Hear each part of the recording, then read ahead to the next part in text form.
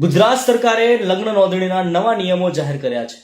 પહેલા પણ કહ્યું હતું અને આજે ફરી એકવાર સ્પષ્ટ કહી દઉં છું, આવા કોઈ પણ નિયમોથી તમારી સ્વતંત્રતા ખતમ થવાની નથી. તમારે ડરવાની કોઈ જરૂર નથી. નમસ્કાર મિત્રો, હું એડવોકેટ કમલેશ પરમાર.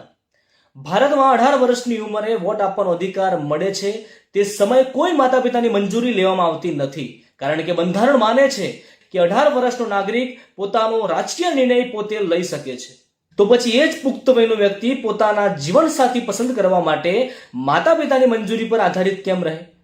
જો નાગરિક દેશની સરકાર પસંદ કરી શકે છે તો પોતાનો જીવનસાથી પસંદ કરવાનો અધિકાર તેના કરતા ઓછો કેવી રીતે હોઈ શકે?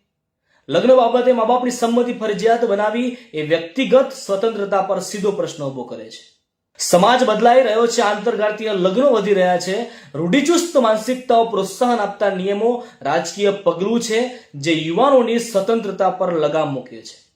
યુવાનોના અધિકારો સીમિત કરવાના કોઈ પણ પ્રયાસોને લોકશાહી પદ્ધતિમાં વિચાર થવો જોઈએ, કારણ કે લોકશાહીનો આધાર જ વ્યક્તિની સ્વતંત્રતા પર ટકેલો છે. આ મુદ્દે યુવાનોમાં ચિંતા સ્વાભાવિક છે, કારણ કે બંધારણ હેઠળ મળેલા અધિકારો કોઈ પણ પરિસ્થિતિમાં ઓછા થઈ શકતા નથી.